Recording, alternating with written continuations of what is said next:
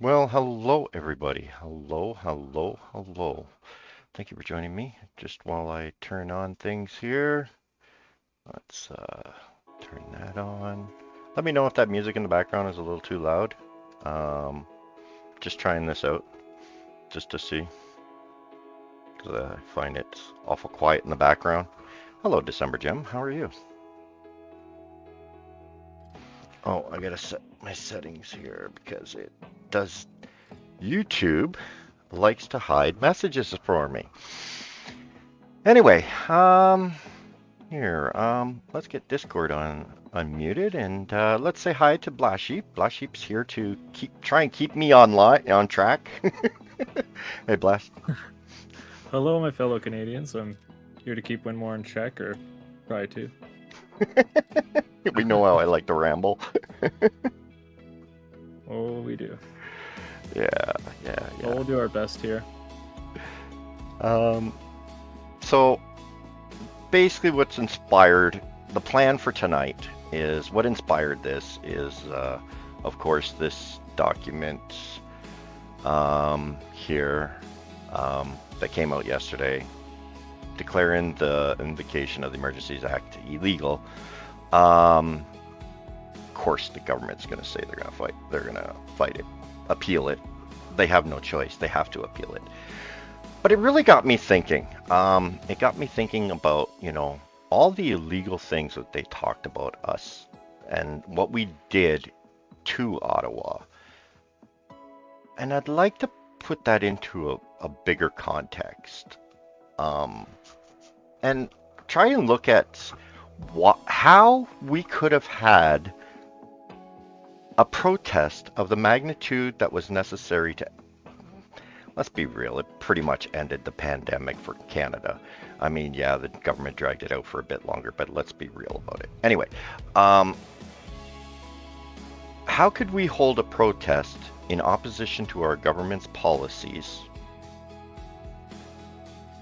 of the same magnitude that would have been heard as clearly as this was without the things that we did do? So we're going to look at some of the things we did do and weigh it to what we were trying to accomplish. And this is where Black Sheep's going to keep me online. I hope. Because I'm going to ramble, I know I am. I can only do so much here. So this is the rabbit hole we're going to go down. How could we hold the convoy as it was? The amount of energy, the amount of enthusiasm, and the amount of determination and the scale that was loud enough to be heard and recognized.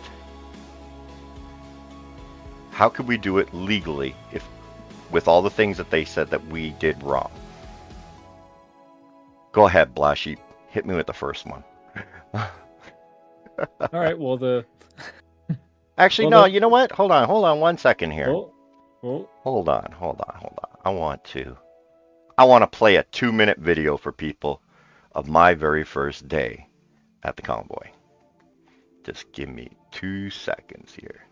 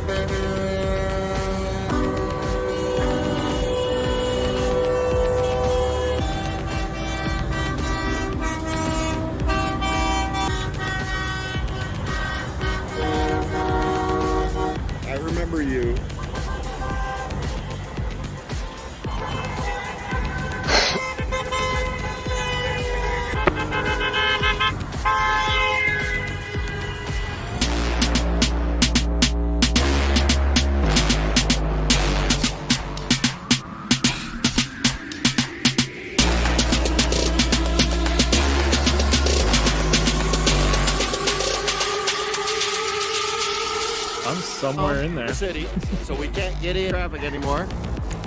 Because, well, they back there still, they can't go between those pylons because it's way. I have to pause this.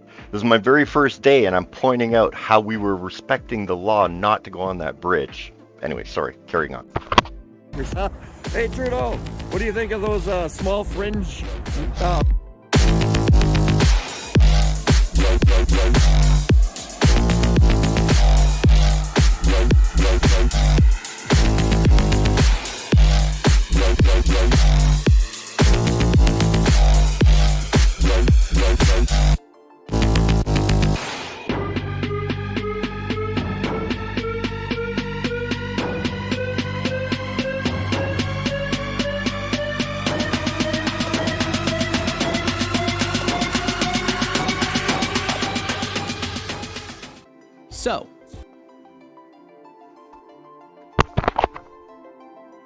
So why did I go to Ottawa?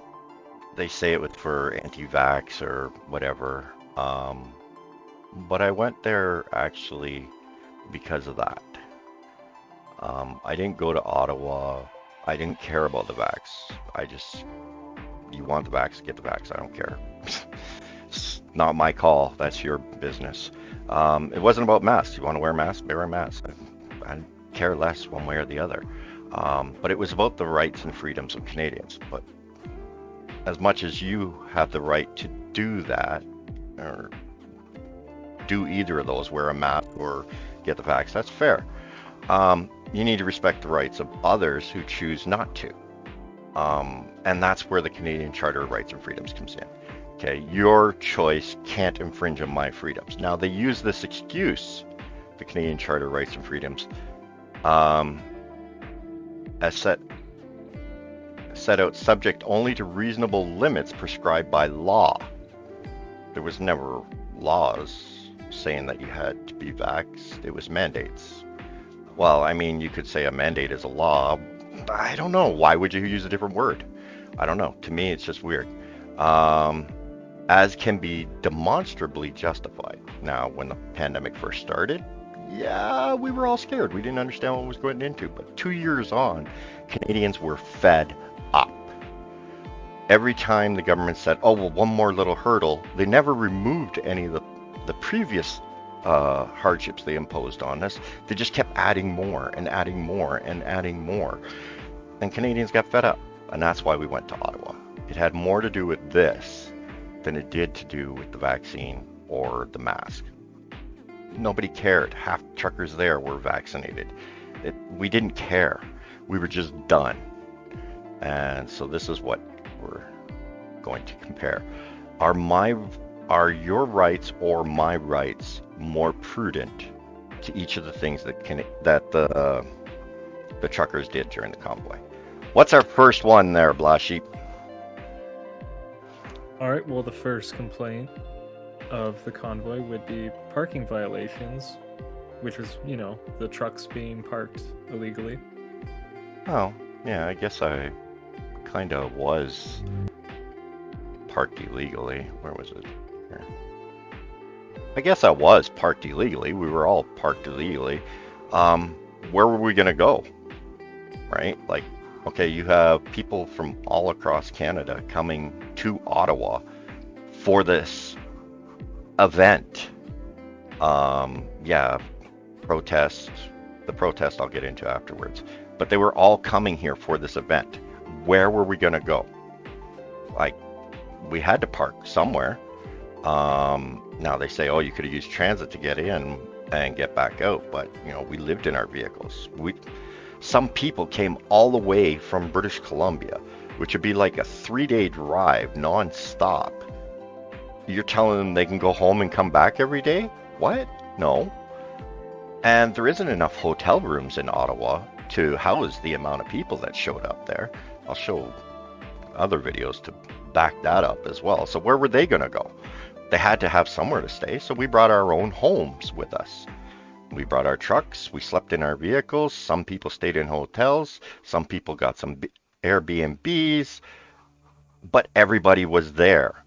So the complaint about parking, I mean, okay, I guess it's sort of justified. And that's why I went and paid my parking tickets. I got 2 parking tickets and I paid them. I actually did a video about that.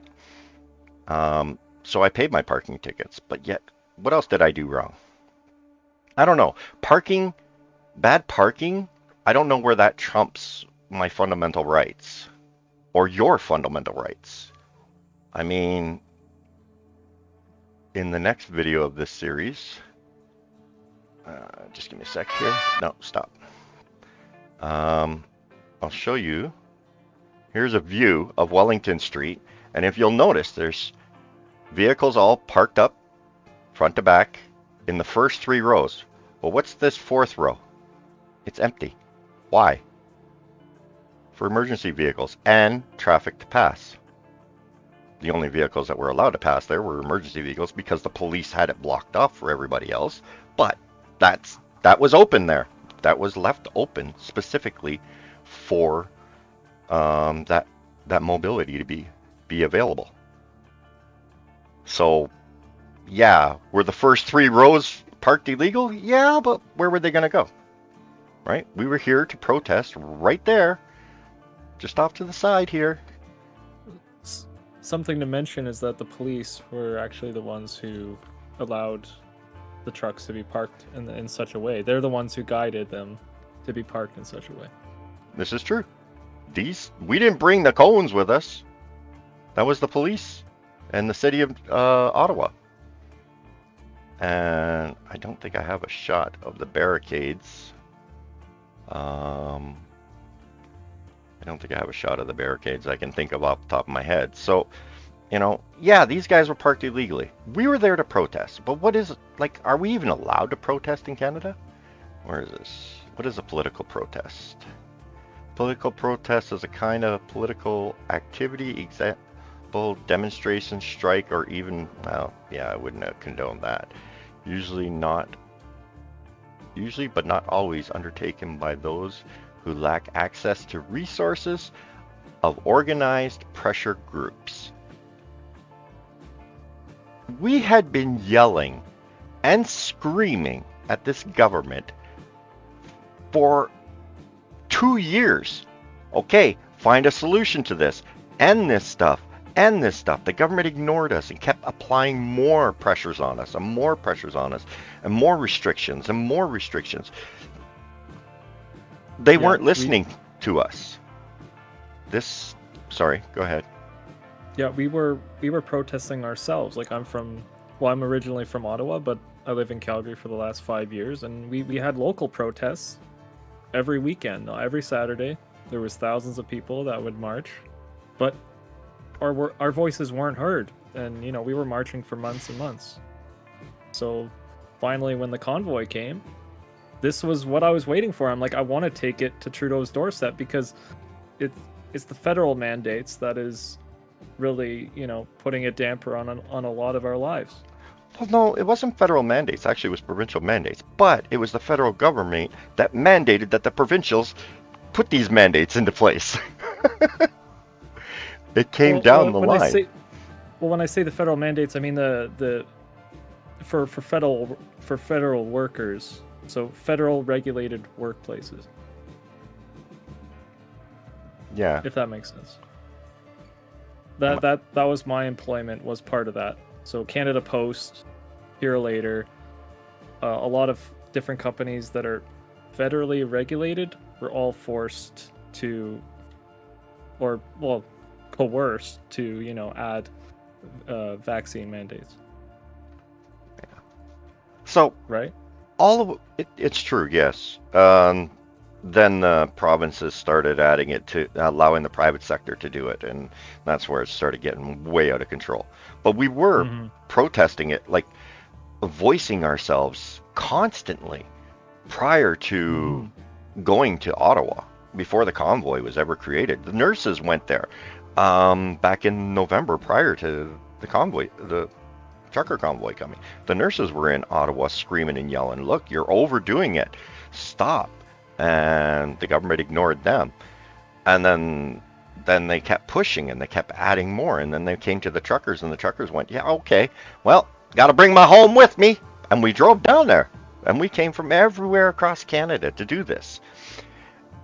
This wasn't a singular event. It was a buildup that created this event by the lack of acceptance by the government of their own actions. So yeah, we parked illegally, 100%. Was it worth parking illegally to get the attention of the government? Could we have done it without parking in Ottawa? It was January. It was like the end of January, beginning of February. The average temperature for the 3 weeks that I was there was anywhere from minus 10 to minus 25. Okay, Celsius for any Americans that are, because you're the only ones that use Fahrenheit, so I'm not sure, but whatever, that's not me. That way off topic. It was very brutally cold. I remember I was freezing. Like I couldn't take it. So those vehicles were there to keep us warm, as well as to give us housing, somewhere to sleep at night. So I've already shown that, Ottawa couldn't have supported the amount of people that were coming, and the amount of people that were there. You couldn't get hotel rooms. Well, actually, one weekend you couldn't get a hotel room because the government bought them all up, and they kicked everybody out that had a reservation. That was hilarious. But so during the day, people would go back to their vehicles. They would warm up. Are you telling me that they weren't entitled to get warm? Well then, or was there an alternative to keeping people warm? Was there businesses open? No. All the businesses were closed. They were closed for 2 years almost prior to the convoy showing up. But the convoy shows up and all of a sudden they were supposed to open the following Monday. But they didn't open their doors. They chose not to open the doors. I just showed you just a second ago in that video. There was ability for people to get to work and not. You can see pedestrians walking freely. There were lanes available. I have other videos showing that, but I'm not going to go digging those up. Oops, I wasn't on that. I was over here somewhere. Where was I? Was it this one? Yeah. So how were people supposed to stay warm? Okay. You say, well, you shouldn't have come here. Well, it's my right to do this. As a Canadian citizen, I have the right to protest. I actually do. Where is that? Oh yes. I'm going to show this because this is the Alberta Civil Liberties Research Center. Okay. It's the only reason why I have that page open is just to show you who it is, because you can't see it here. So our legal right to engage in dissent and disobedience is outlined in our laws, and particularly the Canadian Charter of Rights and Freedoms. Okay, so we have a right, a fundamental right to protest our government's policies and decisions. Okay, so when Canadians chose to protest this, are you telling me they weren't allowed to stay warm? Whose fundamental rights are you trying to destroy here?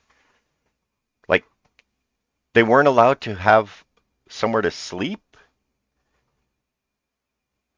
They weren't allowed to keep themselves warm in minus 10 to minus 25 Celsius? Like, this is Canadian winter here. We're not, the tropics. We're an Arctic nation. Like, what the hell? So, I don't know. Like, where's the complaint here? I don't get it. Which rights are more important here? My right to stay warm or your right for me not to have a vehicle there? Right. Well, should we go to their next complaint from the citizens? Sure. All right, well, the next complaint is the fumes from the cars and trucks idling. Okay.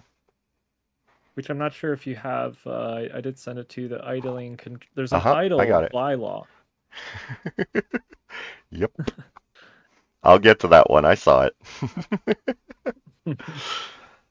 All right. And Go it ahead. basically states, but I think there's amendments in that bylaw to state that we weren't breaking those bylaws because in order to stay warm, you were keeping those vehicles idling. It wasn't for any other reason. Hell no. You think I wanted to run my vehicle and not move it for 3 weeks? You know how much potential damage I could have done? You probably Like, needed an oil change after those 3 oh weeks. yeah, I needed an oil change bad. It was nasty. Um, and these big trucks, okay, yeah, they're designed to run like that. This is the way they're designed to operate, is to run 24/7, 7 days a week. So to them it was no big deal, but I was down in a little pickup truck like this one here. Um, but again, okay, so let's look at alternative ways. We could have come to Ottawa with tents to have somewhere to house ourselves, but in order to keep ourselves warm, we would have had to have a source of heat. And that means that we would have had to haul in by log truck loads of firewood to keep ourselves warm. None of these buildings would have offered us electricity to run electric anything.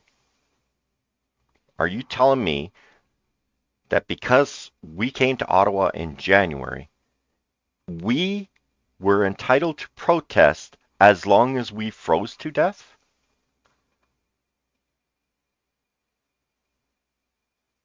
This is what the complaint is. They didn't like us idling our vehicles. Well, we were idling them to keep us warm. I shut my vehicle off during the day most of the time when I wasn't around it. When I was around it, I kept it running so I could jump in and get warm. A lot of the trucks did that. Well, now we'll go to the next complaint, which is similar to that, is honking horns. Honking horns. Okay.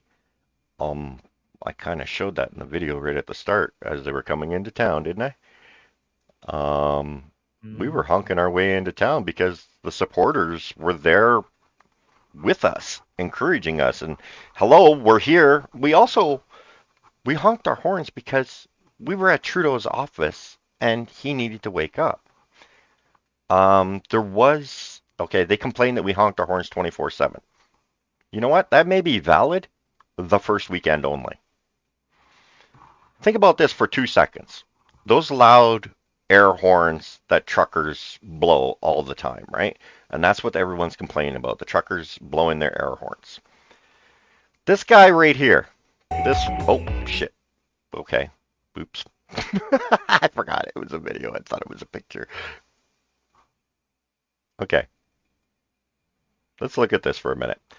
There is at least one person sleeping here, if not two. There's probably two in there, two in there, two in there, two in there, two in there, two in there, two in there, two in there, two in there.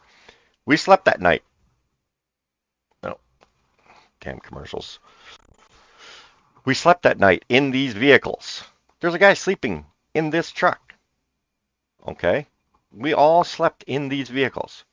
Are you telling me if this guy's sleeping and this guy starts laying on his air horn all night long, this guy's not going to get up and tell this guy to shut up? Of course he is. Same with any of the others. They would have been like, okay, dude, like, come on, lay off it a bit for a while. That's what we did. You know, at night, everything was quiet down here.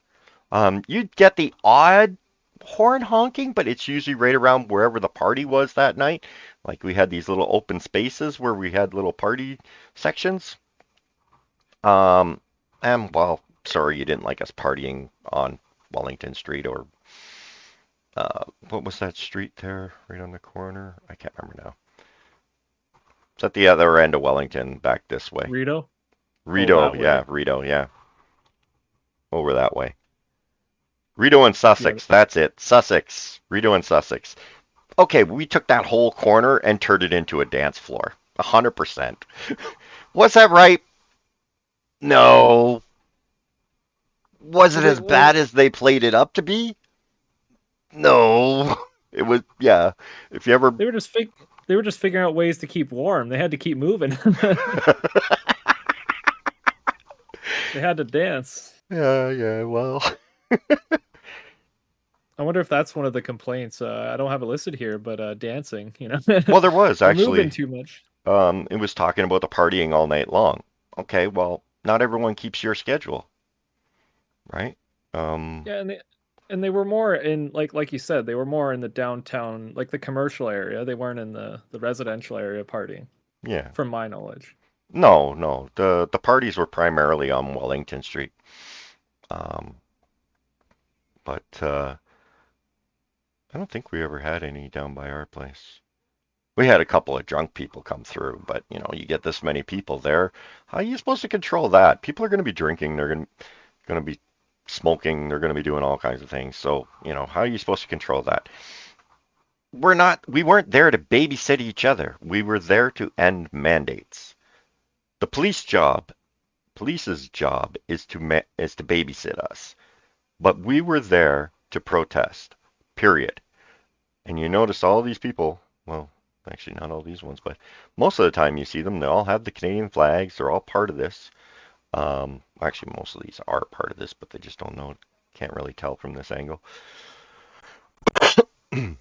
Oh, let me see. Do I spin this completely around? Yes, I do. Just a sec. Ronald said, "Truck, yeah, peace, love, and freedom." Thanks for the comment. Hold on, right there.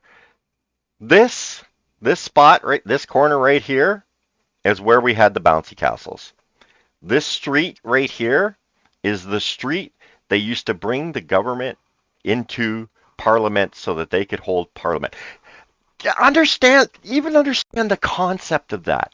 We had no intention of disrupting this city any more than absolutely necessary. But we needed to be heard in that building. Canadians were done. Okay? But while this whole protest is happening right here, the government of Canada drove right past through this and went and conducted business every single day without exception due to us. Yeah, Rachel Danshow or Raquel Danshow, I don't know how her name is pronounced, but she's a Conservative MP, and she walked along Wellington every single day from her hotel into those doors right on the left there, and she never had an issue. She never felt unsafe, even though that's another thing that we're going to talk about is feeling unsafe.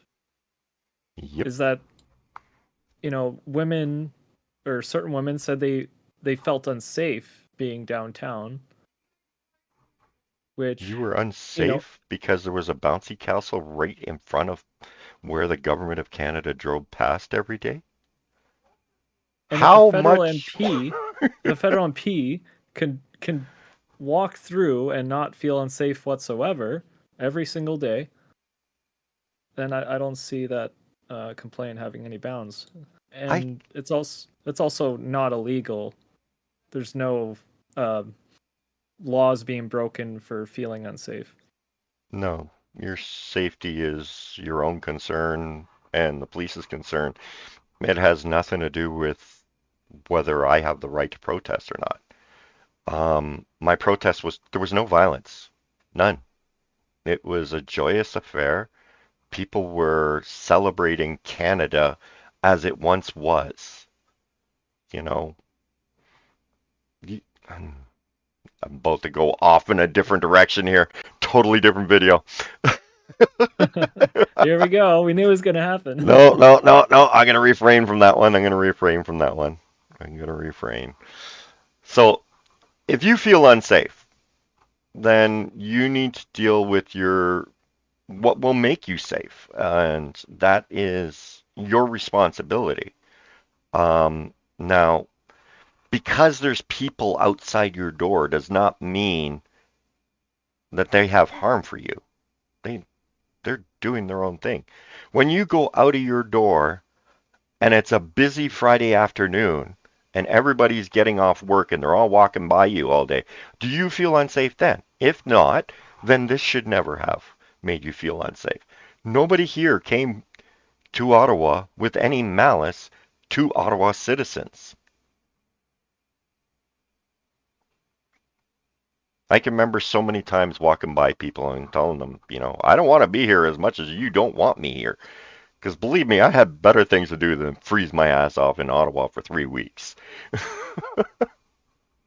But I actually just thought of something because the first day I was there on the Saturday, I did actually feel unsafe, but not because of the convoy itself, just because of the amount of people.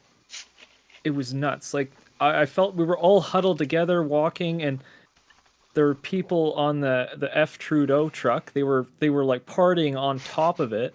Dancing on it, yep. Yeah, they were dancing on top of it, and like all this, like I was very nervous. I was like, this is like I was afraid someone was going to get hurt, not because of violence, but just because of the amount of people and how cold it was, and everything going on. Like it was like the hugest party ever, and it was like Yeah. that first day there was just so many people. It was impossible for even the police to contain it or really do anything. It was just up to the whims of everybody, and luckily, at least from my knowledge, I don't think there were any injuries. So If you think about it, if you go to a house party with 30 people in it, there's going to be some sort of violence in there. Some bickering, somebody's going to push and shove somebody. It'll happen. You get alcohol involved and everything. Think of all the parties you've been to in your life. If there's 30 people in a house party, somebody's going to get bickering with each other and they're pushing each other around. If you go to a bar and it's jam-packed, busy bar night, there's going to be fights in there because it's just so crowded and there's so many people in there. When you look at what happened in the convoy and how crowded it was and how dense it was and how overwhelming the size of it was, where was that violence? There was none. I think overall, for the 3-week period, I think there were 25 arrests, not including the arrests they made during the Emergencies Act. Right? The arrests that they made during the Emergencies Act, I'm discounting that. I'm talking about just the standard arrests that were held while the convoy was ongoing. I think there was 25. Which for almost 3 weeks before. Yeah. Which, at least 2 weeks before the Emergency Act was enacted. 25 is a pretty good number for the hundreds of thousands of people that, came in and left the city. Before the convoy came into town, they would do more than 25 arrests on a Saturday night in downtown Ottawa.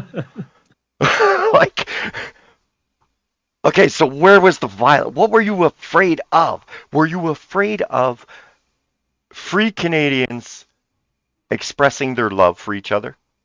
Is that what the fear was? Because I don't understand this fear. You were getting yelled at for your mask. Yes, that was wrong, 100%. We can't claim we did everything right. There were assholes in our group, no doubt about it. Mm-hmm. There's an asshole in every group of 10 people.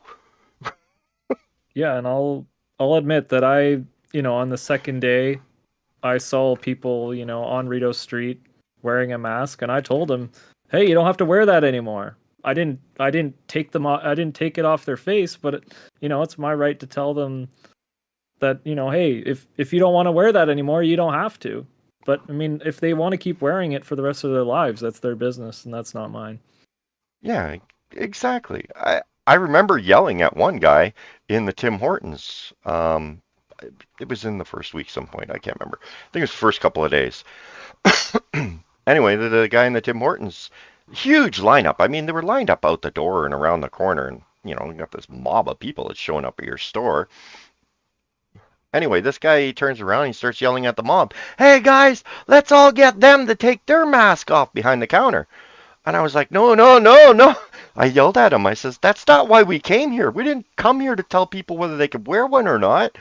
We just came here and said we have the right to choose whether we want to or not. That's right. And everybody else just like, yeah, no, that's not why we're here, dude. And the guy backed right off of it. He was like, yeah, you're right. No, we didn't come here to do that. Yeah, there was some confusion, but we did have a consensus ideal of we want Canada to be free again, and enough with the nonsense. We're done, and that's what the convoy was about. It's about restoring Canadian freedoms back. After the government just for 2 years straight constantly stripping them away one by one by one. So your fear was your own made up delusion, and I am not responsible for your delusions. Those are yours. Wanda said, awesome live, thank you both. And JB said, popped in to show some love, freedom. Thank you guys for the comments. And also, the Canucks Way said, Trudeau Yeah. Trudeau is wrong over the Emergency Act. He knew 100% he didn't care over our people. Impeachment Canadian style immediately. Trudeau must go for our safety. Well, we agree with that, but I don't know if that's going to happen. Like, there is no saving grace for him. Like, he is done. I mean, whether he's gone tomorrow because now the Liberal MPs are coming speaking out, although we've had Liberal MPs speak out before. Lightfoot comes to mind. He's done. There's no way he can recover. He's going to try with universal basic income. That is his trump card he's waiting to throw. We are off topic, sorry. Well, it's happened again. That was only 5 minutes from the last one. You know me. That's what I do. I just kind of... So let's go to the next one. All right. What else did I do wrong? We touched a little bit on this, but businesses being impacted by the convoy. No doubt. They were impacted. 100%. I know one Tim Hortons had never seen profits like that in their lifetime. I know the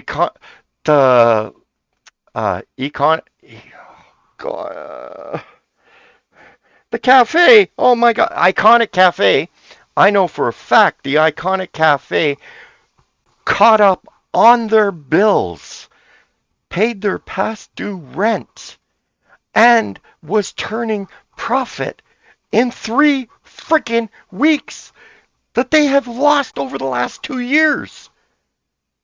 And this man suffered because he chose to accept freedom in his door. Oh, the Iconic. That makes me so mad. Well, it makes me mad at myself because I am the one that put out that original video of him speaking out. And from that point forward, he was kind of targeted. And I feel guilty to my core for putting that video out. But yeah. I don't think that's your fault, because I've seen those videos from a few different people, and but I did have the original one where he spoke out, and I didn't understand the responsibility of the videos that I was putting out when I was in the convoy. I was not a YouTuber. I'm not a YouTuber now. I'm just some dude that makes videos and puts them on the internet. I'm not a YouTuber. I just have an opinion. And it's the best way to express it. JP said Trudeau did that, not you, Windmoor. Which I kind of agree. And with the Iconic Cafe, it's just sad because he was literally bullied out of his business, and the reason that he was evicted, he was told, was because he wasn't making payments. But every other business around wasn't making their payments, and they were the ones that actually were making payments because of being open during the convoy. He actually caught up in his past payments and had his next payment ready for the guy, and the guy wouldn't accept it. Which is sad. Yeah. It's sad to hear that would happen in Canada. Yeah. Like I would say that if it was someone that had a pride flag up or anything like that, if they were evicted just because they had that pride flag, it's not right. No. That's not what we were. That's not That's what not we are what we're about in standing Canada. for. No. That's not No. Canadian values. I may disagree with your flag, but I'm not out to demolish you like they did to that poor man and his family. Yeah. That was pretty bad. So, Well, businesses impacted. All right. Outside of the businesses that did stay open and made a freaking killing, the businesses that chose to stay closed because, well, they were afraid. Well, we've been over afraid already. That's your own delusion. I'm not responsible for your delusion. You didn't even give it a chance. So you could have come down there and you could have opened your store. Okay. I kind of understand jewelry stores not wanting to open their doors while there are thousands of hooligans walking by. yeah, I could see that. Come on. You figure a posh place like on Bank Street. Yeah, I kind of see where you got a thing. But you know what? You could sell one watch and make up all the money you lost during the time that we were there. Like, come on. And for the last 2 years, right? Sorry.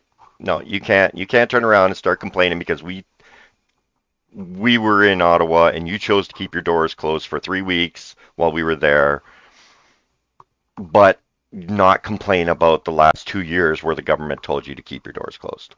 That's complete hypocrisy. I need a drink. Well, it's only okay when the government tells you to do it. Yeah. You gotta listen to the government and trust the government. They'll bail us out. So you chose to keep your doors closed. Some, I'll admit this, they tried to open their doors and they got so swarmed with people that they ended up shutting their doors down again. Again, if you were getting swarmed with people, why did you not say, hey, I'm going to limit this to 5 people in my store at a time? You could have done that and had somebody at the door and said, look, we're just limiting 5 at a time, whatever. I'm using 5 as a general number. We were trying to work with everybody in Ottawa. Those that would work with us and understand that we are here. That wasn't going to change just because you close your door. We are here. We are going to be here. My right to protest supervents your right to fear me for protesting. I'm sorry. I don't have any control over your own delusions. That is yours. I'm not denying you your delusions. You can have them. I don't care. But your delusions cannot affect me when I am not giving you your delusion. Anyway, I'm sorry. Yeah. On that note, we'll go to the next one, which I think it kind of works with this one, is urination in public. I did a video about this. Yeah. Where on that truck do you see a bathroom?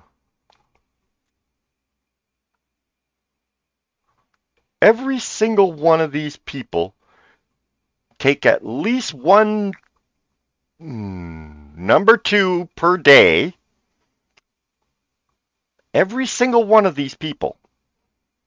Okay?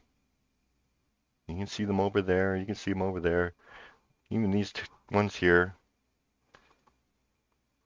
These ones here. These ones all down here. Oh, too far. Too far. And the person holding the camera. The person holding the camera. All these people go number 2 at least once per day. Okay? Normally, these offices would have public washrooms in them. Okay? Parliament has public washrooms in them. they might be secure. You might have to go through security to get into Parliament. And I respect that. You probably should have security checking people going to the washroom in there. 100%. But these buildings here, they usually have a public washroom in the lobbies. All these different buildings. The restaurants that chose to be closed have public washrooms in them. The ones that were open, I can go to a Tim Hortons. I can leave my house today and tomorrow morning, walk into a Tim Hortons in Ottawa, and guaranteed, as soon as they spotted who I was, the whole group of them would turn around, and yell my name out. Oops. I didn't even hear what you said. It Good. just sounded like a jumbo, so that's good. Yep, I did a really good job of saving that one. I could walk in there, the whole staff would yell my name out, wave to me, immediately make me a coffee, demand I not pay for it. I would never take advantage of this, by the way. Demand I not pay for it, and thank me again for what I've done. This is the same Tim Hortons that when we first arrived was so overwhelmed with crowds of people lined up around the block to get in to get a coffee and get warm, get some food into them, that their washrooms got overrun. The staff was so overrun trying to serve customers, they couldn't deal with the washrooms. So the truckers came along and started mopping the floors and washing the washrooms after everybody went in. This is what we did for the restaurants that were open for us. And that's why I can still walk in there today and get a free coffee anytime I want. And I love every one of them that worked there and have huge respect. Half of them still wore their masks through the whole thing, and it's fair, that's your choice. And that's what we kept expressing to them the whole time. It wasn't about whether you had to wear a mask, it was whether I had to.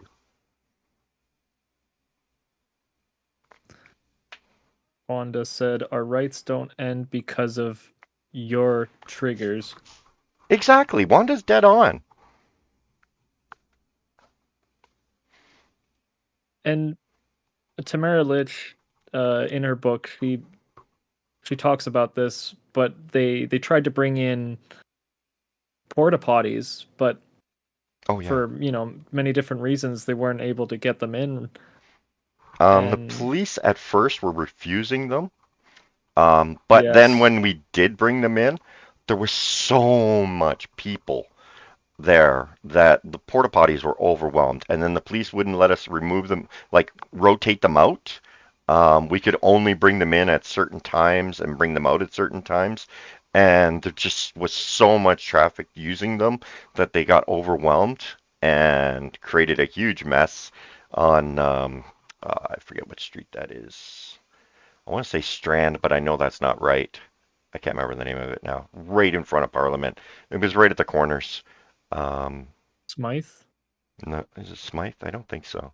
I don't remember what it's called. Anyway. Oh, well. Yeah. But yeah, we tried bringing in porta potties. We tried doing everything. We had trucks that actually had porta potty on their trailers. Not sure if you can see one from here.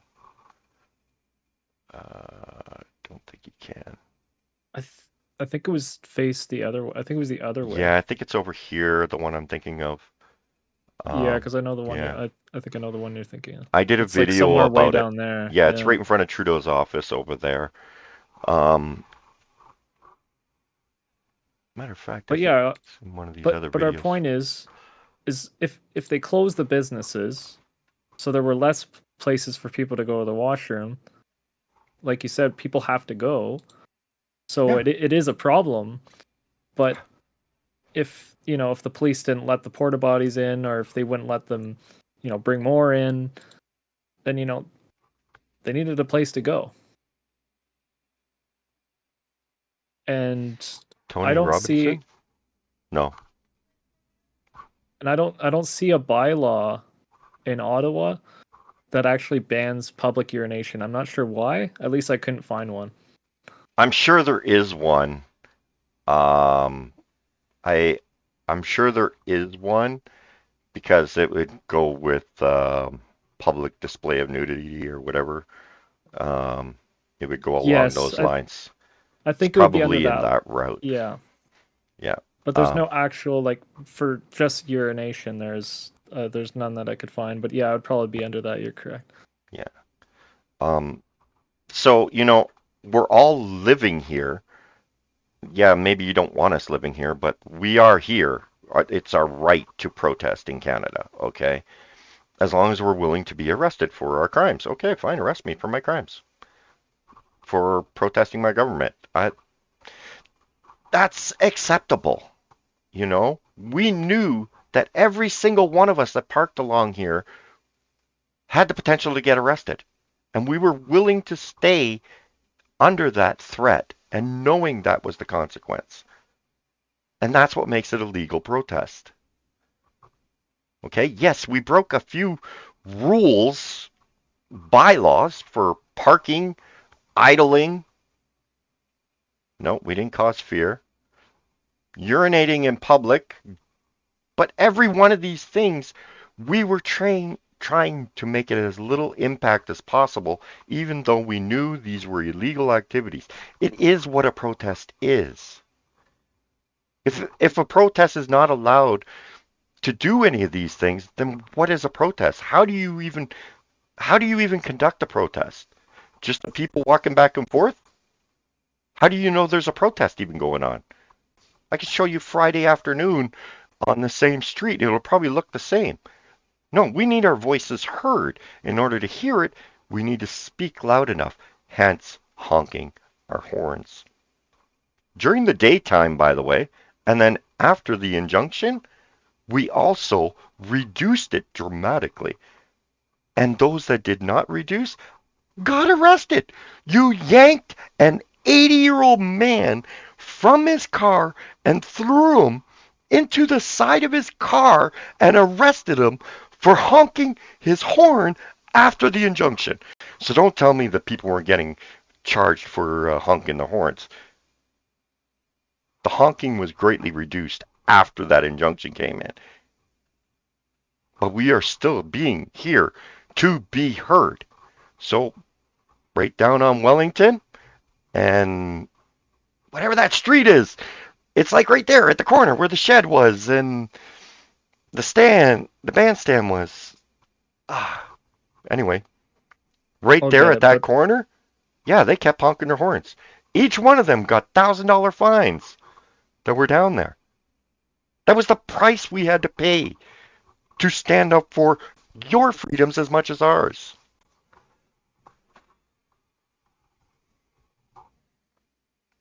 Ben West says it was the bouncy castle fortifications that did it. Yeah, because they had to drive right past them. They were right here, and every day, every member of Parliament drove down this street right here and entered Parliament through this gate right here. So they had to see our children playing on bouncy castles while they did that every single day. That's what they're mad about, is we didn't suffer. That's all you're mad about. We didn't allow our suffering to make us miserable. We embraced the suffering because we knew the cause was righteous. The suffering was irrelevant to us.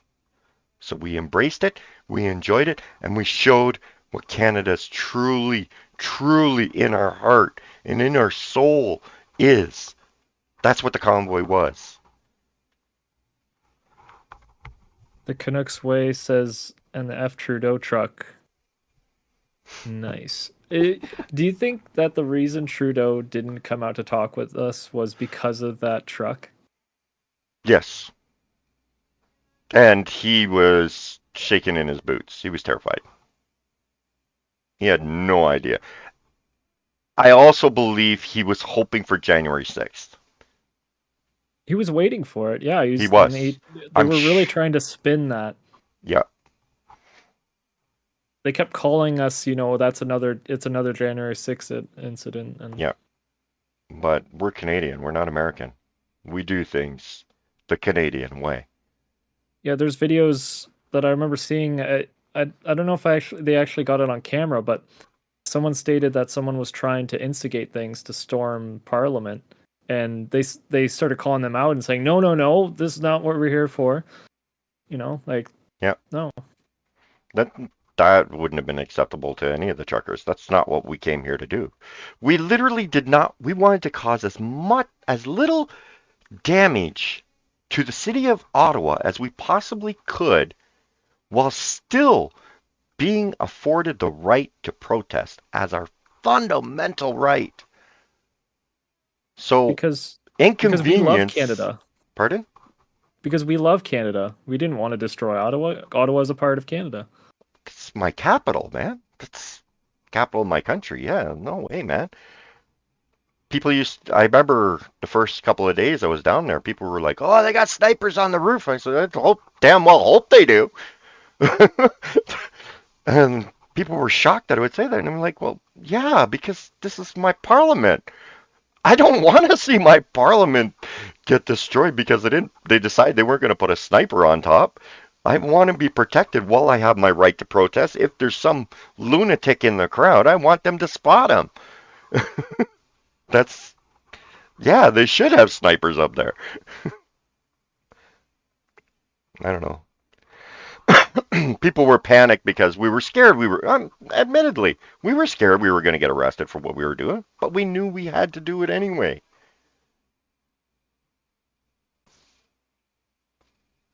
Because where we were living the week before we showed up here, that wasn't Canada.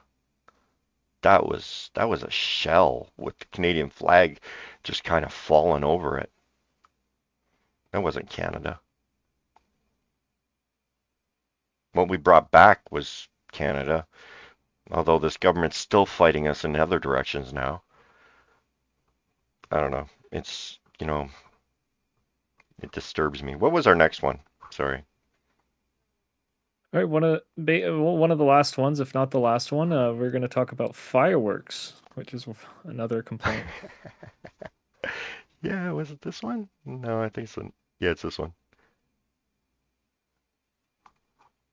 Enough's enough. I've got videos of fireworks. You mean those? On Parliament Hill. Walmart.ca. Shoot. We offer 2-hour pickup and Go back. Oh wow, that was literally shot on Parliament. I haven't seen that one. All right, I've seen the ones from on the street. But I want to that's show funny. you something. There are two people on that hill where the fireworks are being launched. It's a couple over here, it looks like. There's nobody up there. This is a wide open field, almost the size of a football field, where they're firing off the fireworks. Now, I did hear stories of some in between some of the buildings. The buildings are made of concrete, right? And it's -20. And yeah, it's -20. Well, no, fireworks burn differently. They'll burn. Temperature is not as big a. What is this message being held for review? Oh, it's because you said the F word. Just do like everybody else and put an F in that. We know what you're saying.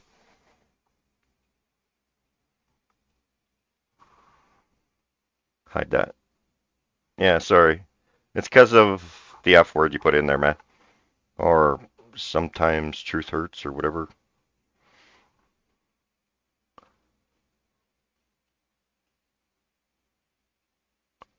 But yeah, so there are fireworks bylaws. You're basically You're not allowed no person. to Yeah. fireworks. Yeah, that's. Was it wrong? Yeah. 100%. Can't even give this a justification. So this one was wrong. So who set off the fireworks? Did they get arrested? Did they get charged? Did they get a fine? Did anything happen? Why are you blaming me? I didn't ever lit any fireworks. Where did you see me ever lighting a firework? I was walking by and saw that one. Woo, check it out. And started recording. But that's what I did in Ottawa. I ran around recording all kinds of weird shit.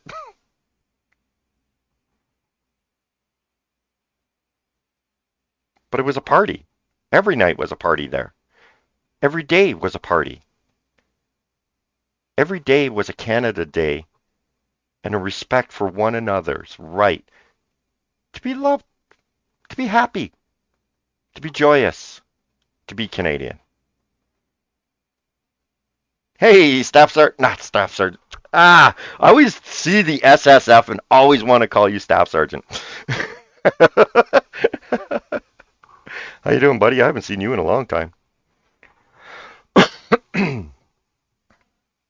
So sometimes truth, yes. You want me to give a shout out to Veterans for Freedom? 100%.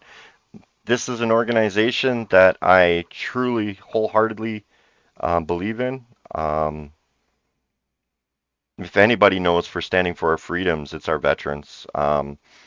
They truly are the heroes of our land. If it wasn't for them, Lord knows where we would be, right? I hate to think of where we'd be if it wasn't for them. But yet, today's generation and this government's mentality towards our security forces here in Canada is kind of an afterthought, or oh well, let them have pink hair, even though they'll stand out like fucking sore thumb on a battlefield. It's the dumbest thing ever. But okay, our military can have pink hair. Sure. Like, come on. Where's the priority in that? No, we don't need better armor. We need pink hair. Where are the priorities here? Holy mac. Anyway, yes, Veterans for Freedoms, yes. They've been standing with the convoy from the beginning. They were during the convoy, conducted many vigils over the cenotaph, and were there till the very end, and were even assaulted on the grounds of the cenotaph. Disabled veteran was brutally, yeah. It's a great organization. If you can, I don't have a link to their website right now, so yeah. But yeah, I think they do live streams once in a while too. So I thought of one more thing as we were talking, and I guess another complaint would be the F Trudeau flags. That's people wearing their emotions on their sleeve. That's because they would say that the kids were able to, they were exposed to the F word, kind of. That's a fair complaint. The kids were. Kind of curious what these people say when they slam their finger in a door. Yeah. Just curious. I mean, yeah. I don't know. I never flew one, but if you wanted to fly an F Harper flag or what a F Polyev flag, go right ahead. It's your right to do so. I'd say, like Wanda says, I would say it's under free speech. It is. It is. I have spoken against the F Trudeau flags. I think they're very immature and should be just like put off. I mean, yeah, okay, it's a little immature of me to call him my child minister, but I do it anyway.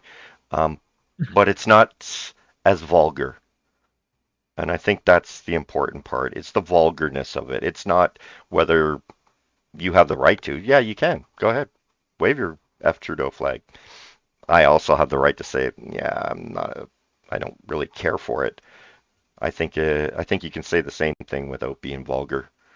And he's my child minister because he acts like a child.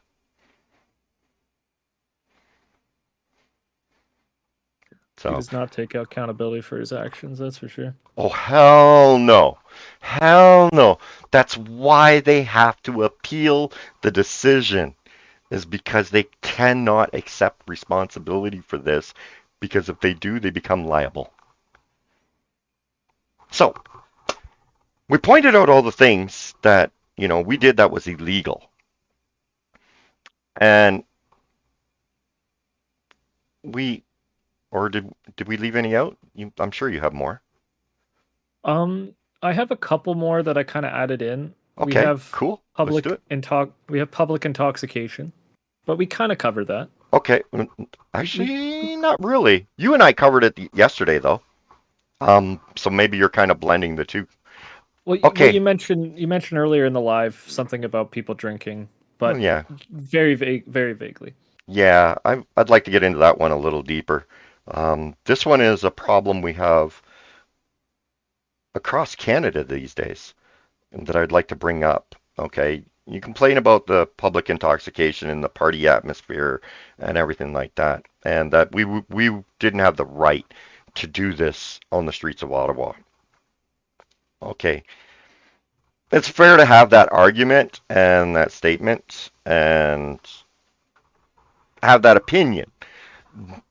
But let me ask you, do you hold the exact same opinion when you see a meth head bent over in half, jonesing out in the middle of a lane of traffic in the middle of the night? Because it happens all the time, all across Canada right now. That's a reality in Canada everywhere right now. Oh, that reminds me because I've seen the headline that now it's apparently legal in BC to, get high in public, but you're still not allowed to drink in public. Exactly. So it's okay for this meth head, whatever. When I was younger, we used to call them crackers. Um, but that's not accurate anymore. So I don't know. This person that's addicted to an illegal substance, to consume an illegal substance on the street in Ottawa, right there, right where I'm looking right now. It is legal for them to do their illegal substance on the street, but you complain that we were drinking and partying on the street? Where's your complaint for that?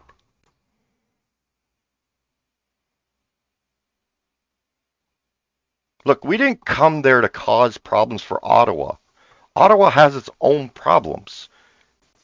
You know, with all the restaurants that were closed in Ottawa while we were there, okay, we were forced to feed ourselves. But we were prepared for that as well because all the restaurants were closed before we got to Ottawa.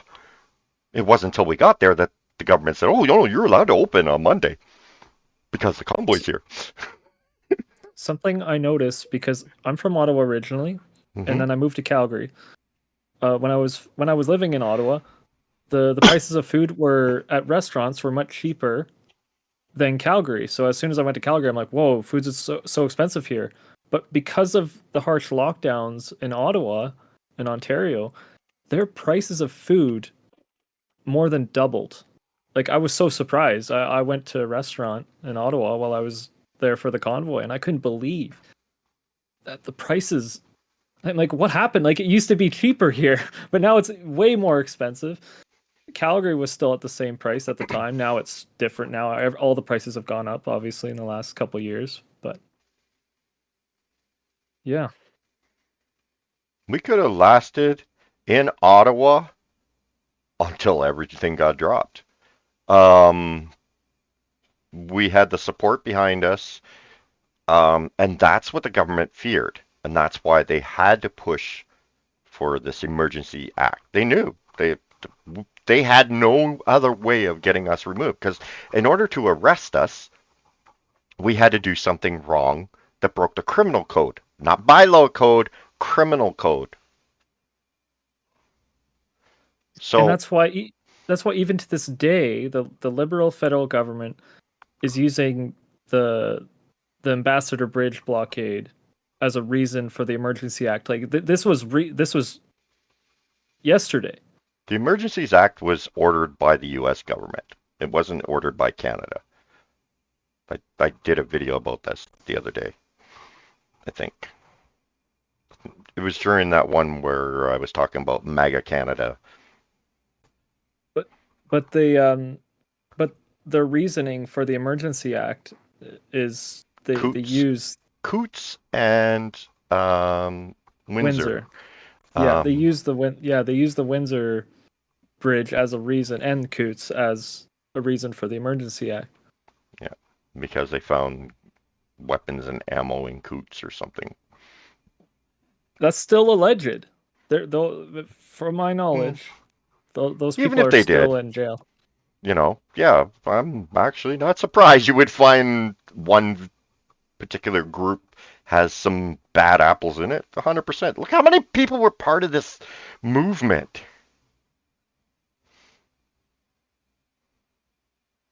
Benoit says, "Free the Coots 4." That's the guys that got arrested in Coots. Mm-hmm.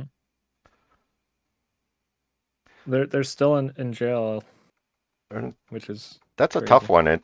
That was weapons brought to a protest. Well, that's still alleged Actually, because they weren't brought to the protest. They haven't. were brought to a house in the area of the protest. They were not brought to the protest. Let me clarify that. They were not brought to the protest, although that is Just, what the media you gotta says. but you gotta speak alleged because we Oh still yes, haven't. alleged, They're yes. still But not not. that's right. They're not convicted of any crimes whatsoever. Okay, alleged. Thank you for correcting me on that one. You're right. It is Oh, and alleged crime. I don't think we said at the start of this thing that. Oh, I none of this forgot is to say legal that. Yeah, advice. nothing I say here is legal advice or anything to that effect. I am That- not a lawyer. I'm the furthest thing from it. That goes for me too. We're just going through We're all just these are opinions. two Canadians having a conversation about how could we have held the convoy protest and done it legally. They complain about all the things we did wrong. How could we have done it legally? Now, I'll give you the fireworks. We probably shouldn't have let off fireworks. Yeah, Fair. that one's frustrating because we wish people wouldn't have done it, but we can't control 100,000 people. No. We can't control and make sure we can't like tackle them and be like, oh, you can't set off fireworks. No. God, no. And nothing was ever, no harm was caused by the fireworks, unless, well, maybe you're standing here and there's this smoke, the soot and the fumes of the fireworks. Yeah. Okay. I don't know. They complain about the pig roast that we had on the streets, right? And that we had. Okay. Let's just use the pig roast for example, okay? Because we had these camps set up pretty much at every single corner. There was a cook camp. There was a food tent. And these food tents, it didn't matter who you were, why you were there, or why you wanted anything. If you wanted something, it was there. You want a fresh burger? No problem. Here you go. You want some fries in the morning? Hey, you want an omelet? We were constantly making food for people to have every day. If you wanted a bottle of water, the homeless people used to come by and fill up grocery bags to go home to go eat. Okay? They accused us of robbing a food bank. But yet we set up food tents on every freaking corner and gave food away for free to anybody that passed by. Unquestionably, if you wanted part of that roasted pig, all you had to do was come down and pick up a damn plate. You didn't even have to agree with us. You could have just walked in there, picked up a plate, served your plate up, sat there eating your plate while you're arguing with us whether we should be there. We wouldn't have cared. You had as much right to that food as everybody else. So, Mr. SSF engineer, he states, and yeah, I was going to mention this too, that the Coots and the border were resolved before the order was administered, which is the Emergency Act. Yep. Turmeric mentions it in her book, and I forget because either was one of them that was like the day after or something. I can't remember. I don't know if anyone read her book as well, but there was something in there that she kind of corrected the fact that it was either on the day or something like that. There we go. That's better. I actually like this video better than the first video. Hey, you guys want to watch another 2-minute video? I think I did a better job on this one than I did the other one. I mean, you could even just put like videos up and then just mute the audio for it or something, and keep the it music going. to get you going into it, Yeah, but while we're talking, you can have those videos in the background. You know what I mean? Oh, yeah, I guess so. I could do that. And then just, now I see what you're saying. Just be doing this. Oh, can I put it on loop? Yep. It should autoplay to the next one. It will. But now I got it on loop too. Oh, yeah. Perfect. Yeah, so, like they complain that, we held up traffic. Yes, we knew this is probably going to be a protest is not something for convenience for the people around it. Okay, it is meant to be an inconvenience.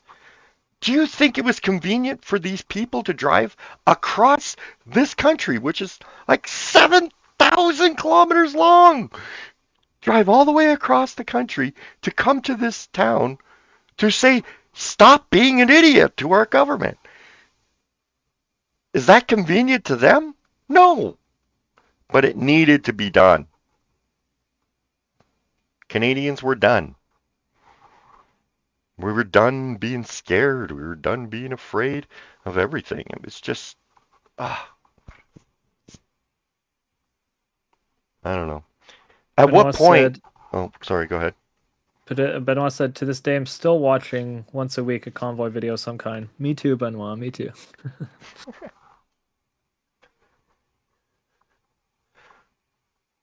And Wanda said, the live streamers were an important part to the convoy because they showed the truth in Ottawa. And that's a really, I love that you mentioned that, Wanda, because there were many different channels that were live streaming like almost 24/7. That's what hurt the government so bad about this, is that there was so much media coverage. All the truth. It showed all the truth. Like you can, like live streams don't lie. You can't manipulate that. Yeah.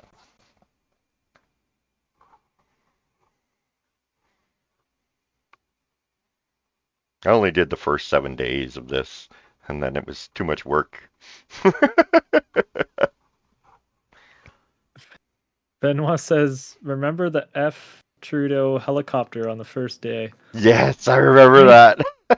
I do vaguely remember that. I remember the shot of on the bottom of the helicopter. Oh, that was really good. Yeah, on the very first day, right over Parliament. Imagine if we could get a blimp. There's a blimp flying over Parliament. Oh, I don't think you get it close to Parliament. Helicopter, at least you're quick, right? Yeah, it's a quick, before quick in and out. Before they could complain, it was already out of there. Yeah, pretty much. So, yeah, we should try to. So yeah, if we made a convoy today, with all the things we knew back then, or if we learned from all our mistakes and everything, like how would we do it lawfully? How could we be housed in Ottawa? The amount of people that were in Ottawa for this convoy, how could they be housed? Every hotel room was full. Every bed and bath and not bed and bath, Airbnb was full.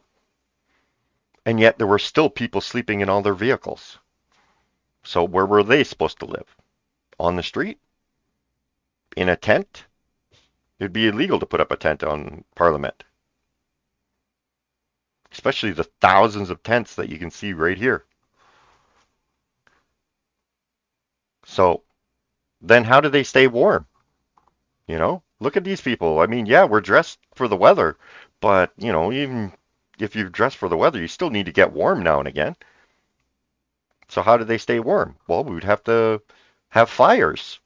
Do you want an open flame? Like, they shut off the flame on Parliament because of the security risk and the safety risk. The flame that's like right in the center of Parliament here, Centennial Flame or whatever it's called. I think I called it the Eternal Flame originally, but I think it's the Centennial Flame it's supposed to be called. They shut it off. So were we allowed? We weren't allowed to have fires in oil drums. So they actually came by and were reaming people out for having the fires in the oil drums. So we weren't allowed to keep warm that way. Nobody in here around here would have offered electricity to put in plug-in heaters. We weren't allowed to haul in the propane to keep the propane heaters going. How are we supposed to keep warm?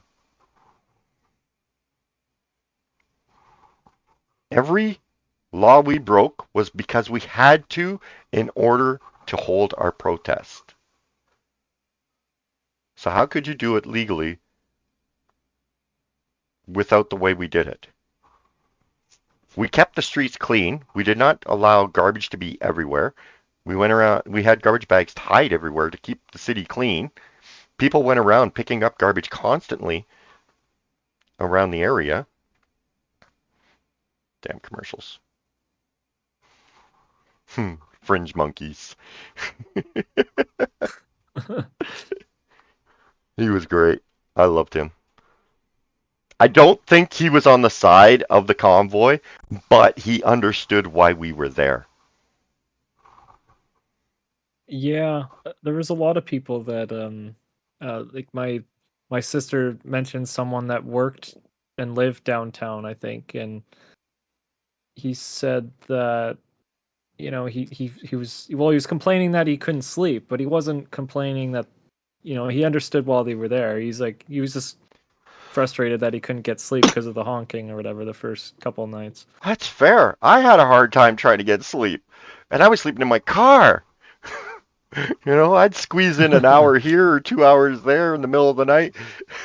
Somebody would come by and knock on my window. Yeah, 100% it was hard to sleep. I agree. I don't know. Like, all the complaints about the convoy, but they never address why we were there. They ignore the fact that we were there not only for ourselves, but for them as well. It was about the fundamental rights of Canadians. The right to choose for themselves. That other guy, he was dead set against us. I know he was. But he was fair about it, and he had a conversation with me. I thought it was kind of cool. And that's what it should be like. We should be able to disagree and keep going with our day and respect one another. Yeah. There's why we were there. For that generation. So they can understand what freedom is.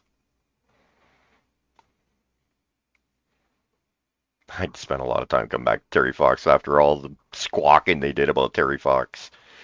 Oh my. Put a flag on his back. And the man ran with a flag on his back when he actually did this marathon of hope. They were looking for anything. Yeah. Any little thing. And there's my white supremacist. He spilled his coffee all over himself.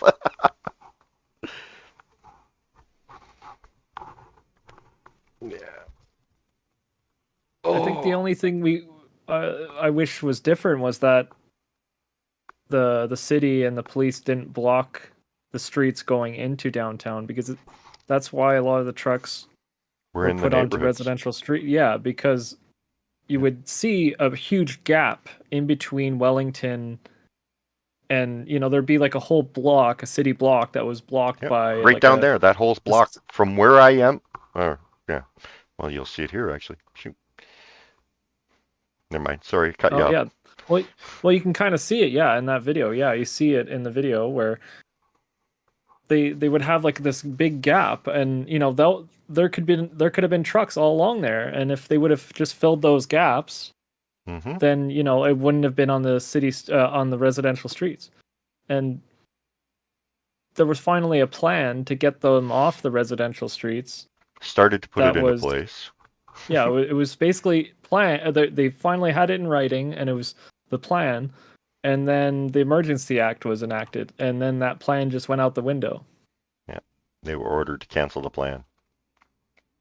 Yeah. That Tim Hortons got shut down because one person caught COVID or tested positive for COVID.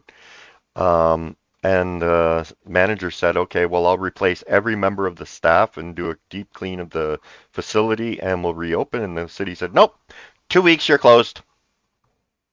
And the guy had completely different staff ready to go that had never worked in that Tim Hortons prior to that point. And they refused to allow him to be open. Actually, it was 7 days he was closed for.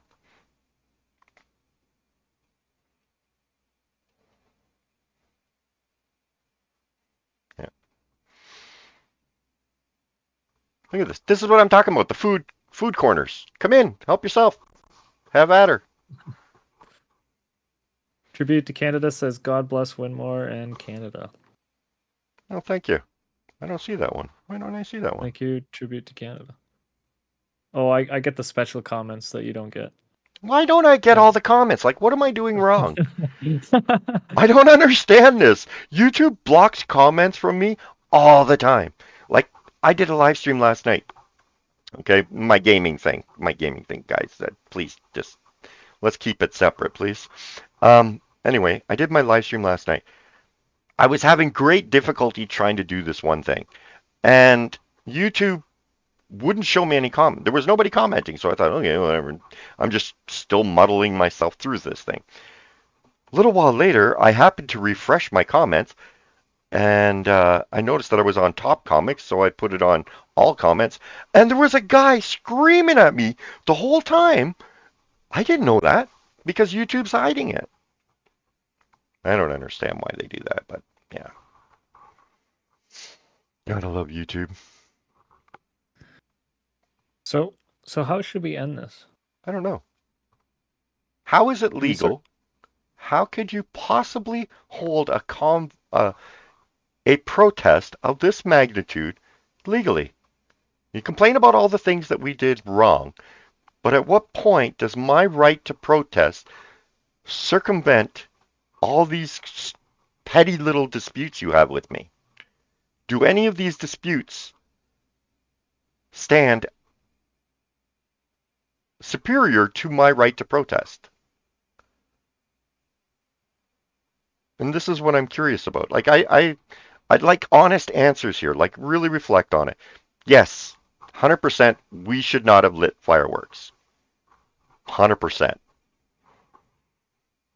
Should we have brought firearms to a location near a protest? Probably not a good idea. Allegedly. Allegedly?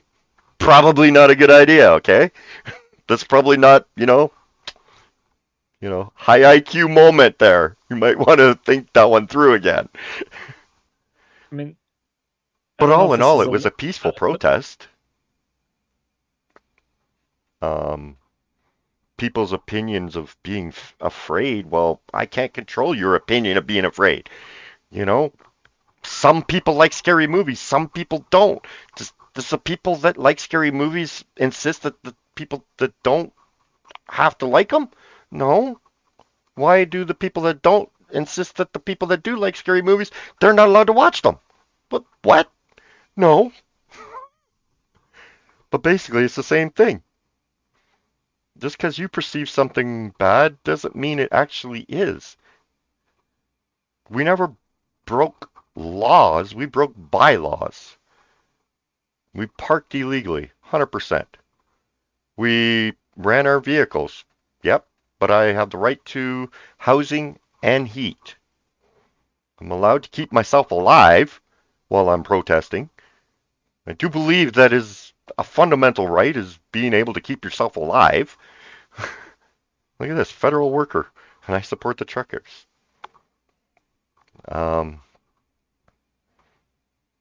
So we parked illegally to keep ourselves alive. Did we have a party in your streets? Yeah, but so does every junkie every night. You don't have a problem with them. What, because there wasn't 100,000 of them? Well, give Trudeau another 4 years and we might get there. So, do you think the Emergency Act should have been enacted for this protest? Do I think it should have? No. 100% no. Do I think he had any other choice? Let's be real here. No. The only other choice he would have had is to wear egg on his face. And no government is going to wear egg on their face on purpose. So he had no choice. He put himself in a corner without thinking of how he was going to get out of that corner, and the only option to get out of that corner was to break the law and illegally remove us. That was the only option he had available to him. It was either that or he had to come out and go, you know what, guys? Yeah, I might have overstepped a little bit. I thought Canadians were going to be a little more receptive to this, but apparently we're not quite that communal yet. Maybe we'll back this off a little bit. He wasn't going to do that. There was no chance of him doing that. But Trudeau, he had wanted to call the Emergency Act in April of 2020. For the original, So for the pandemic, yeah. yeah. So do you think he was just looking for any reason to finally be able to I think it was semi-legitimately? I think it was on top of their minds because of them looking at it when they were thinking of the pandemic, so that when the protests happened, they were looking for legal avenues to deal with us, and somebody turned around, hey, remember we were talking about the Emergencies Act? And they went, yeah, there's an idea. That gives us the power to do whatever we want. Let's go seize all their bank accounts and expose their personal information.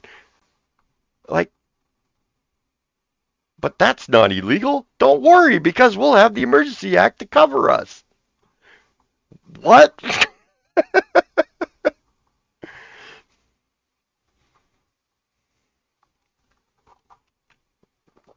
Yeah, he didn't have a choice. But he didn't have a choice by his own making, though.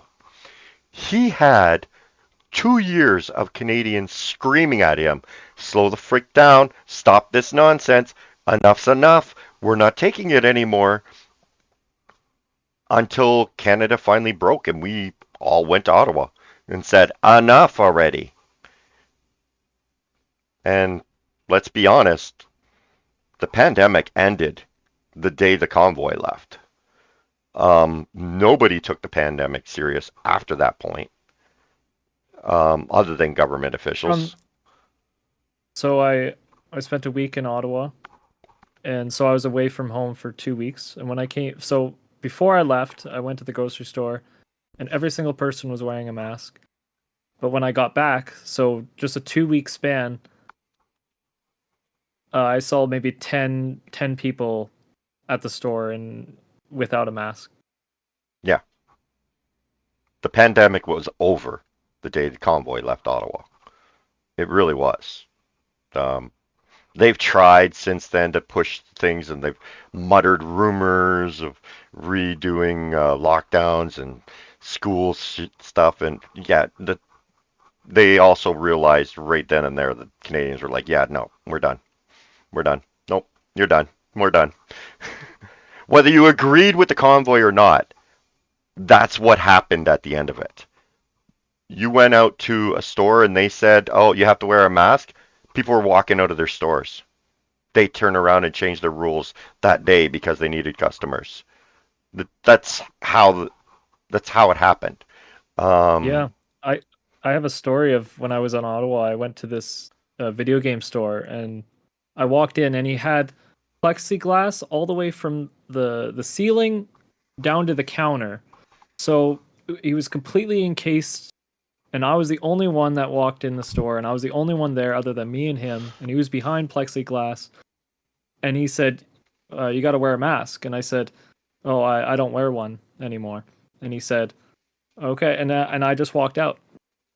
He was encased, but you have to wear a mask. Why? Yeah. Why? What give him the authority to say that to another Canadian citizen? What give anybody authority to say that to another Canadian? This is the problem. We're disregarding our fundamental freedoms. We gave them up so easily over the course of 2 years that we forgot that we actually had them. The guy that was behind the plexiglass has the same right to stand behind that plexiglass as you have a right to say, I don't need to wear a mask. Everybody's got those rights. Like, as much as they tried to say, oh, well, businesses don't need to accept you, they tried to fear you into that. So then when the customers decided, you know what, we're going to use the same tactic. I don't have to do business in your store. All of a sudden, the stores changed their tune. Oh no, mask mandates, it's a personal choice thing.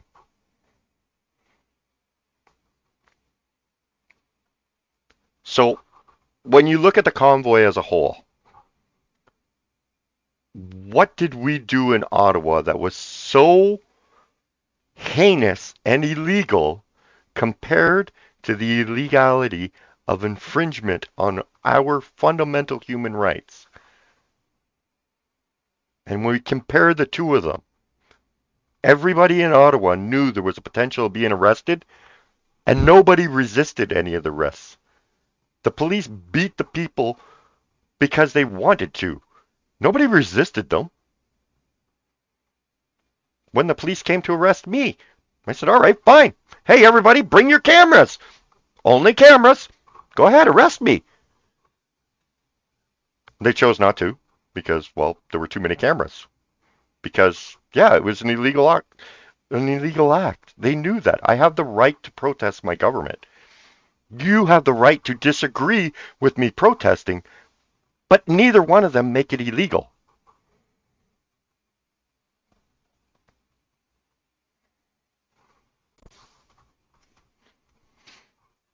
And I don't know. I think we brought a lot of good to Ottawa when we came because your crime rate plummeted in the entire time that we were there. 90%. Your hospitals were basically empty. Nobody was going to the hospital, even though we had the largest crowds of people during a new wave of the pandemic, but it didn't have an outbreak. What? Isn't this exactly the scenario the government was warning us would cause the outbreak? This is what the government did. It took away your fundamental rights under the guise of, potential risk. And when Canadians finally decided that enough's enough, potential is not enough risk for me to live this lifestyle anymore, to live this farce anymore, and give up any more freedoms, then the government resorted to breaking the actual law. According to yesterday's judgment, they broke the law and invoked the Emergencies Act to remove those Canadians from the streets of Ottawa for standing up for fundamental rights. What did we do wrong that infringed so much that it surpasses my fundamental rights and every one of these truckers' fundamental rights and every one of these citizens' fundamental rights? What did we do that was that wrong? How could we have done it any better than what we did do? You didn't like the noise. Well, we needed to be heard. And it was during the daytime hours. I know you complain it was all night long, but it really wasn't past the first weekend. Because even the truckers were telling other truckers, hey, dude, people are trying to sleep, man. So that's a farce. Every one of their complaints is about things that as we were settling in, things were happening, and little fires were popping up here and there, and we were putting them out left, right, and center. The Nazi flag.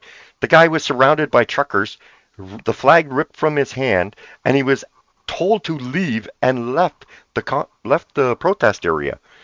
But the truckers were waving swastikas. No, we weren't. One stupid moron showed up with a Nazi flag and thought it was cute because it was made out of syringes. No! Just no!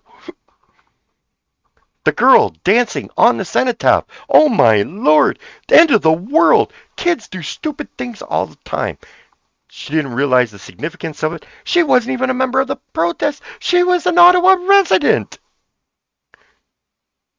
But the truckers are dancing on the cenotaph. No, we weren't. Veterans for Freedom is in here personally, and they can vouch for the fact that the truckers were trying to protect that cenotaph as much as possible. Same with Terry Fox statue.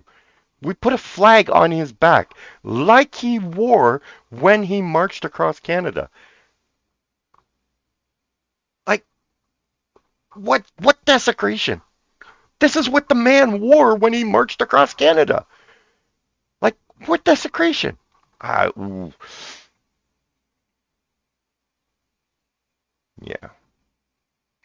Sorry, I'm ranting now. I hate it when I do that. I try to stop myself. Let's stop. Yeah. So anyway, yeah, this is where I am, I look at this legal judgment yesterday, and I think to myself, you think about how many things this government has done over the past, 2 years leading up to this moment when the truckers came to Ottawa. How many things they've done to infringe upon our fundamental rights to that point. And then when the Canadians stood up for our fundamental rights and decided to protest our government, we're the bad guys for this because we parked on city streets, we idled our trucks, we honked our horns, we desecrated monuments, we partied in your streets instead of rioting. We picked up garbage.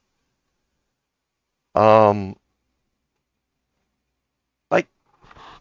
could we have done it better? How could we have done it legally? How could we have done it so that we could have stayed there until all the mandates were dropped? What could we have done differently that would have permitted us to stay there indefinitely? The laws are designed to take away our fundamental rights. And that's what they did. They used the laws to strip Canadians of fundamental human rights as free citizens of this nation. And there's not a dang thing we could have done except what we did do to stop them from taking any more fundamental rights. So yes, we broke some bylaws standing up for fundamental human rights. I'll do that every day of the week. I'll take that punishment every day of the week for what I did. How much punishment will they take? How much punishment does our government take for stripping us of these rights that we had to stand up for? Trudeau's not going to stand any trial or get charged for breaking the law by invoking the Emergencies Act. There's going to be no charges for that. When was the last time you heard a government employee, a government minister ever getting charged legally? It doesn't happen.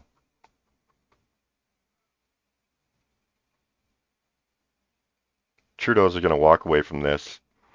It's going to disappear into the pages of history and the news cycle. And that'll be that. The election's going to change next time. Trudeau will disappear, and next thing you know, we'll hear he's working for some UN organization. Like, I don't think he'll go to the WEF. I think the WEF's kind of getting black flagged by a lot of elites. They're realizing that this is becoming a bad image to have. I think they're starting to realize. And it was thanks to COVID that brought a lot of people's attention to the WEF. Yeah, but we shouldn't talk about that much on here because it's gonna. But I don't. But Wanda said for earlier she said squirrel. Squirrel? Squirrel for when you went off a tangent.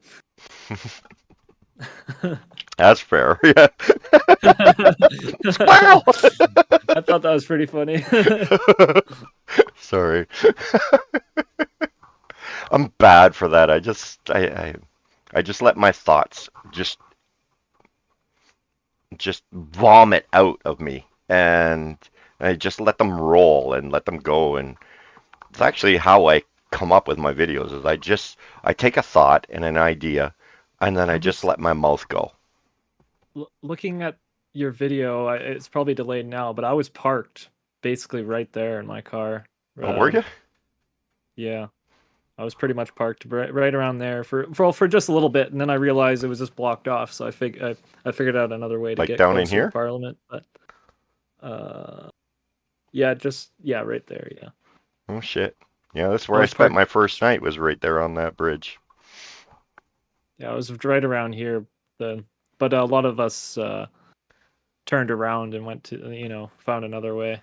Yeah, because it was pretty far. I helped to get 40 more trucks into the city later the next morning.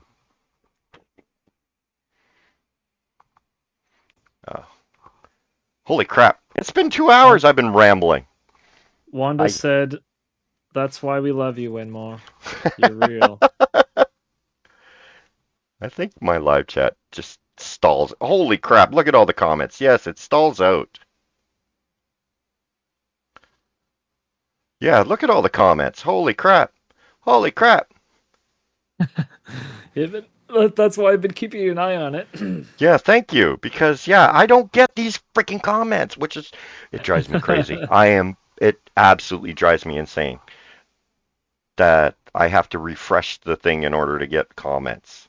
How do you keep them fresh? I don't know. It stays fresh for me, and I just pop out chat. I just have a pop out chat that I have like on screen at the same time. But should we? Yeah, we should start wrapping things up here. And thank you, Blushy, for trying to keep me on task. I told you I'd do my best, but I can only do so much. Now, as far as these down the rabbit holes go, I've really been trying to stay away from the politics too much lately. And it takes effort to find a rabbit hole to dive down. Like trying to look at how we could possibly have done this. There is no other way we could have done this.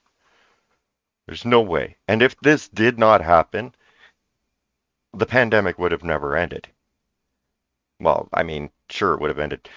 This was the best outcome for this pandemic, or for where we were in that moment. Because you think... Yeah, well... Yeah, I can't go any further on that comment. You know where we were heading. Well, Canada was still talking about adding more mandates. Meanwhile, Scotland and other parts of the UK had removed all or most of their mandates. But we weren't even allowed to talk about a plan to remove the mandates. We weren't even allowed to talk about it. Still aren't, to a degree. Because we weren't allowed to ask questions, because you had to trust us, the science. I was trying not to say that, but everybody well, knew what I was saying. See, because I was reading my my little script I wrote the other day, and And that's what I said. It said, "Yo, you're supposed to trust the science, even though science, is never 100%." So The whole idea of science is it's always questionable. That's the concept of science.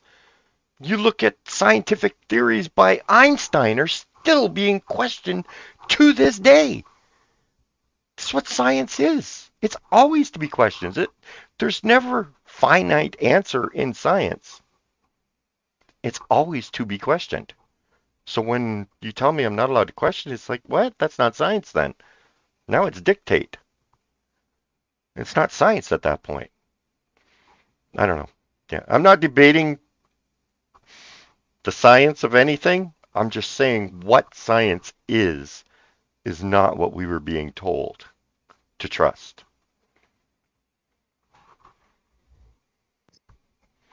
yeah, it's really too bad that scientists weren't allowed to question things. But Mm-hmm.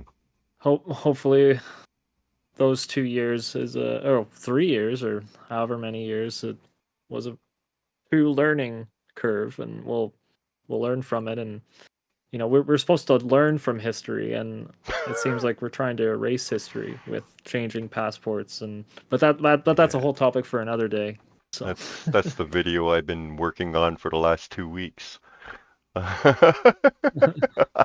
Oh, yeah, I want to tell you a story about a country. I'm not going to do the video on here. Yeah, I'll just stop that. well, look forward to that. Look forward to that video, viewers. I've already made it twice. No, 3 times. I've made the video, and 3 times I didn't like it because I think I need to add a different perspective to it. And Well, yeah. So I've been trying to figure out how to do that. we might be able to. We might have to go down the rabbit hole. No, it's a video. It's not a rabbit hole. It's not a live. Right. Yeah. Hey, did you? Well, I want to give you guys a stat. I want to give you guys a stat that I discovered back in, I don't know, 20 whatever, a couple years ago anyway. Um, and did you know in 2018 in Canada there were 44,000 deaths from malpractice within Canada in the year of 2018. Malpractice deaths in medicine. In the 3 years of this nonsense, we had less than that, but we gave up everything to make it less than that number. What did we do to stop malpractice?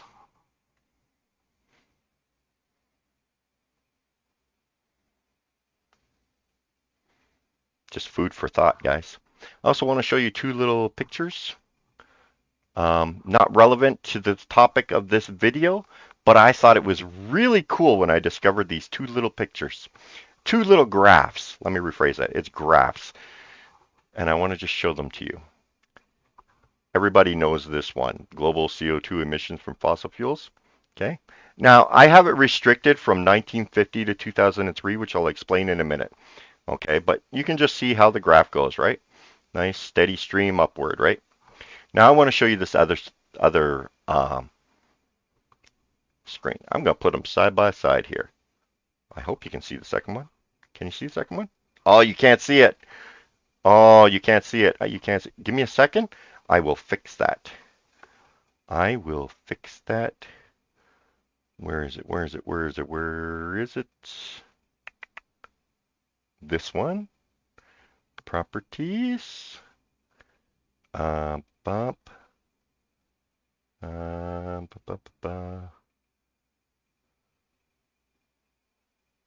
This one. Okay.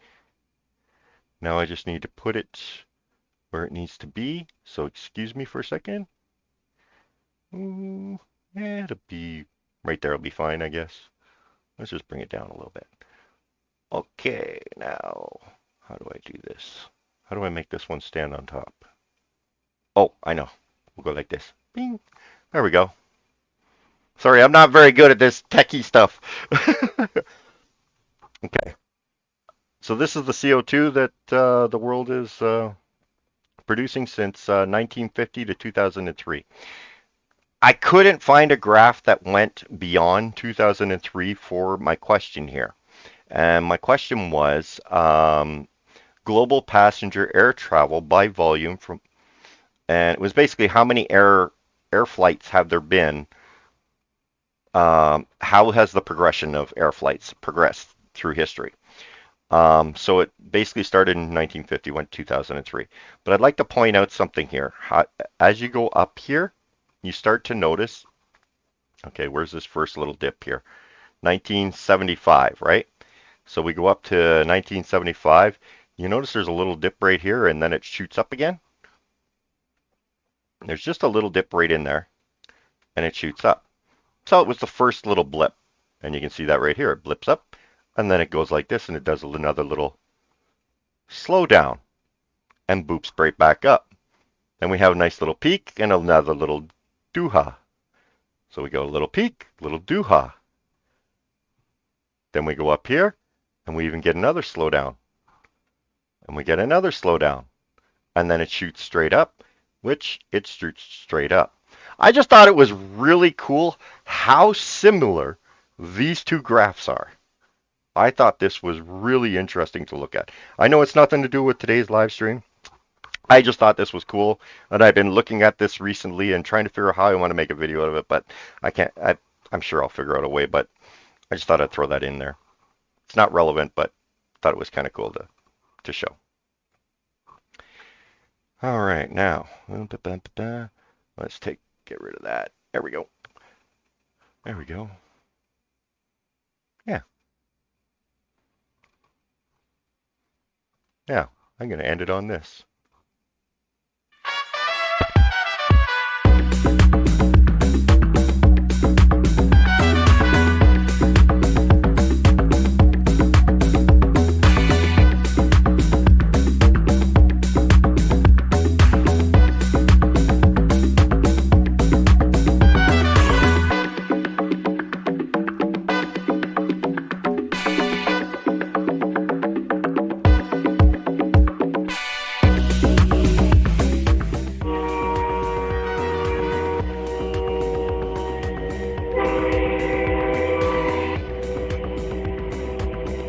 How ironic that is, because I think that's the War Museum.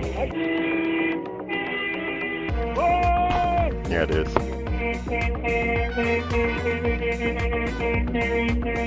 Majority of Canadians? Let's get it!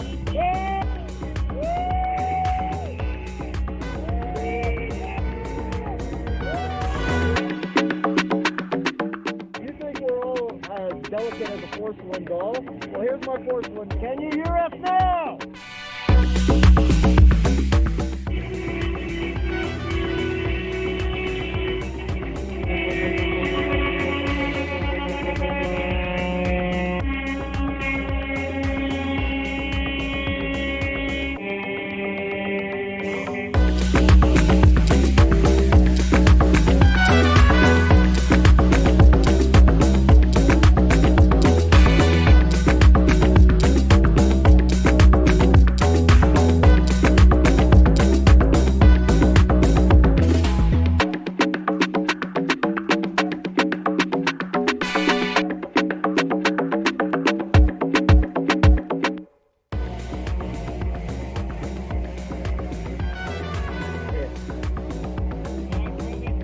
Oh, I just ripped up a naughty one.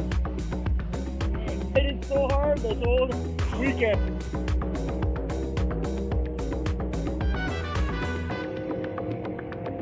Enough's enough.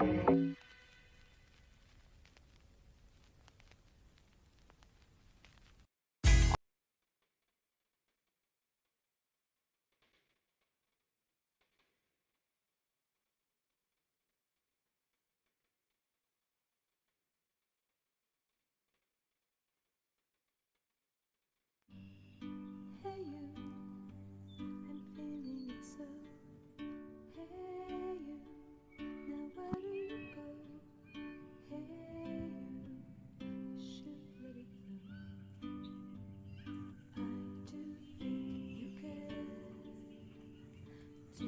Welcome to the fringe. You